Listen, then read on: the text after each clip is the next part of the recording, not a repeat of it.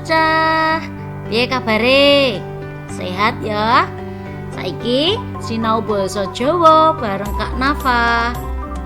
Aja lali gatekne video iki kanthi pungkas.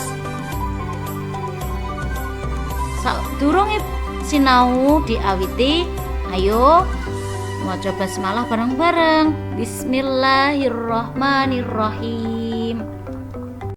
Babe awak dhewe saiki pangucape aksara swara atau dalam bahasa Indonesia yaitu huruf vokal. Bunyi huruf vokal dalam bahasa Jawa disebut aksara swara. Apa ae jenis-jenis aksara swara?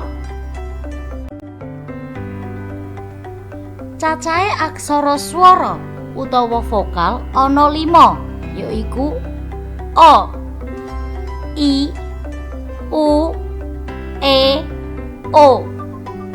Ayo baleni bareng-bareng. O, I, U, E, O. Baleni mana ya, Cah? O, I, U, E, O. Pangucap aksara swara ing basa Jawa kabareng dadi 2. Apa ae? 1. Swara sempurna utawa swara jejeg. Swara kang asli. Nomor 2 yaiku swara miring utawa ora sempurna, wis ora asli saka tulisane. Ayo awak dhewe sinau. Contone aksara swara O.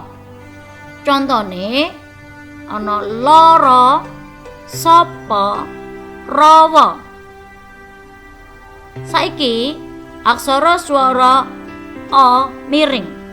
Ana bapak, ana sawah, lan ana gajah. Saiki tuladhane aksara swara I. I jejeg enek pipi, siwi, lan ana TV. Tuladhane I miring, ana lapis, tulis, jarik. Ayo Cah bareng-bareng ditirokake. Aksara swara I jejeg, pipi, siwi, TV. Saiki baleni ya. Ana pipi, siwi, TV. Kaping pindho tuladha aksara swara I. Digatekne bareng-bareng ya. Ana lapis, tulis, jarik.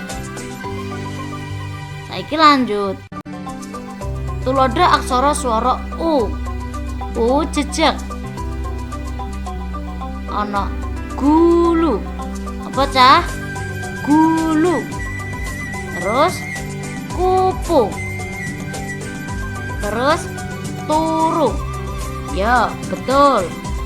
Saiki contone aksara swara U miring. Ana kapuk, manuk, lan ana rabuk. Tuladha aksara E. E jejeg ana mrene. Ana gule, ana sate. Sapa seneng mangan sate? Ya, kabeh seneng ya. Saiki tuladha aksara swara E miring. Akeh, panen, duren. Sapa seneng duren? Kabeh seneng? Ya, gatekke tuladha liyane. Saiki aksara swara O. Enek 2. Soto, ana toko. Iki O jejeg ya. Baleni ana 2. Soto, toko. Bener. Saiki O miring. Ana contohe ana kopi. ana roti, ana godhong. Baleni ana kopi, roti, godhong. Wis padha paham kabeh ya? Apa bedane aksara swara jejeg karo aksara swara miring? Ya. Ayo bareng-bareng latihan maneh. Goleki aksara swara miring karo aksara swara jejeg liyane. Sampai sakmene ya. Sinau karo Kak Nafa. Matur suwun. Assalamualaikum warahmatullahi wabarakatuh.